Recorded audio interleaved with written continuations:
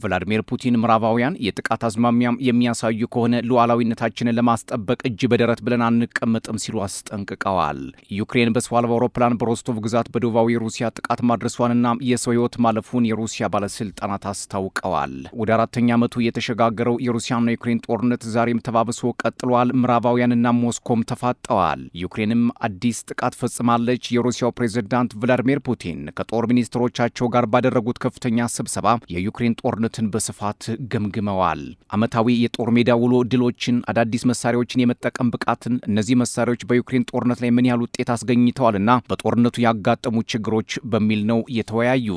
ይህ ዓመታዊ ወታደራዊ ግምገማ በመከላከያ ሚኒስትሩ አንድሬ ቤሌሶቭና ፕሬዝዳንት ፑቲንም ተመርቷል። በዚህ ግምገማ ላይ በ2025 የሩሲያ ኃይሎች ዋና ዋና ከተሞችን እንዲሁም ከባባድ ምሽጎችን ጨምሮ 300 አካባቢዎችን ነጻ ማውጣታቸውን ተናግረዋል። ቤሌሶቭ የሩሲያ ጦር በልበ ሙሉነት ስትራቴጂካዊ ቦታዎችን ለመያዝ ከባድ ዘመቻ ማድረጉን፣ የምስራቁ ማዕከላዊና የምዕራቡ ኃይል ከ2024 ከነበረው ውጊያም ከፍ ያለ ድል አስመዝግቧል ነው ያሉት። የሩሲያ ኃይሎች በክሪያንሲ፣ ሊያማን፣ በፖክሮቭስክ ግዛቶች ከዩክሬንና ምዕራባውያን ወታደሮች ጋር የሞት ሽረት ትግል መደረጉን፣ በካርኪቭ ግዛት ኩፒያኒስክ መያዝ፣ የሉሃንስክ ህዝብን ከጉዳት ለመጠበቅ ጥንቃቄ መደረጉን፣ በሩሲያ ዛፖሮዥያ ግዛት 24 ቦታዎችን ከዩክሬን ኃይሎች ነጻ ማውጣት ቀዳሚው እንደነበር ቤሌሶቭ ተናግረዋል።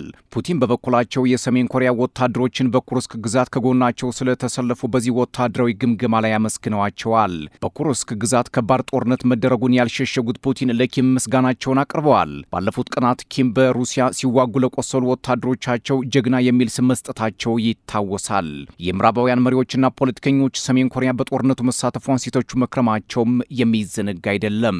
በዚህ ግምገማ ዩክሬን 500 ሺህ ወታደሮች ማጣቷን፣ የውጊያ አቅሟ በ3 እጥፍ መቀነሱን፣ 103 ሺህ የጦር መሳሪያዎች፣ 5500 የምዕራባውያን የጦር መሳሪያ አምራች ተቋማት በእጥፍ መውደማቸውን ወታደራዊ ግምገማው ያሳያል። ምዕራባውያን የዩክሬን የመዋጋት አቅም እየቀነሰ መምጣቱን ተረድተው ከጣልቃ ገብነታቸው እንዲቆጠቡም የክሬምሊን ባለስልጣናት በብርቱ አስጠንቅቀዋል። ፑቲን በበኩላቸው በሙስና የተበላሸው የዘለንስኪ አስተዳደር ከውጭ ሲያዩት ወርቅ የሚመስል በውስጡ ግን ጨርቅ የሆነ ደካማ ነው ሲሉም ወርፈውታል። ፕሬዚዳንት ፑቲን የዩክሬን አስተዳደር በሙስና የተበላሸና ሀብት በማጋበስ ብቻ ስልጣኑን ለማራዘም የሚጥር የማፊያዎች ስብስብ ነው ሲሉም አክለው ተችተውታል። ይህ ሙሰኛ አስተዳደር በጠቅላላው በዩክሬን ሕዝብ የተናቀ እንዲሆንም አድርጎታል ነው ያሉት ፑቲን።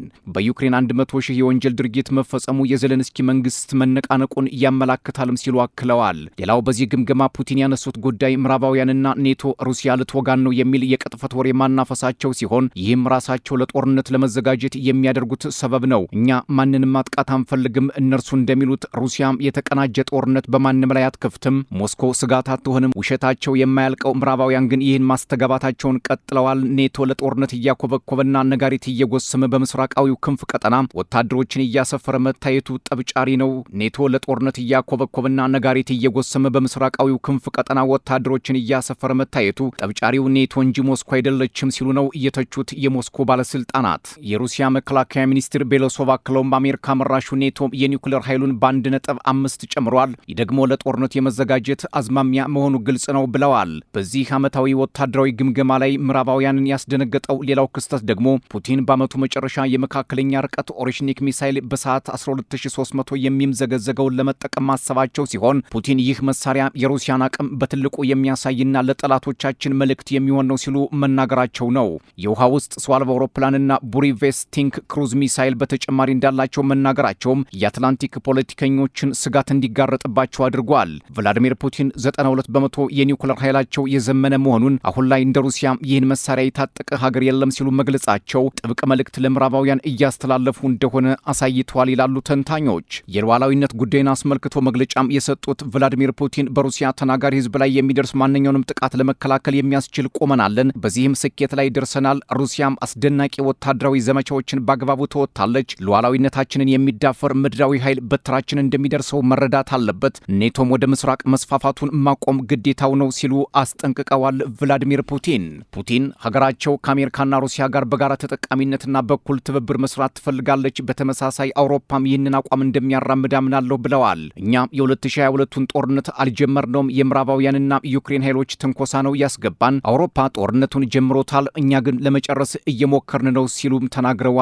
ፑቲን ከዚህ ከሩሲያና ዩክሬን ጦርነት ጋር በተያያዘ ከፍተኛ ጣብቂኝ ውስጥ የሚገኘው የአውሮፓ ህብረት በሩሲያ ገንዘብ ላይ ውሳኔ ለመስጠት ማሰቡን ተከትሎ በህብረቱ ዘንድ ክፍፍል መፈጠሩ መፍጠሩ ይታወቃል። የሃንጋሪው ጠቅላይ ሚኒስትር ቪክቶር ኦርባን ህብረቱ የሩሲያን ገንዘብ ለዩክሬን ይሰጥ የሚል ውሳኔ ላይ እንደማይደርስ እርግጠኛ መሆናቸውን በኤክስ ገጻቸው ላይ አስፍረዋል።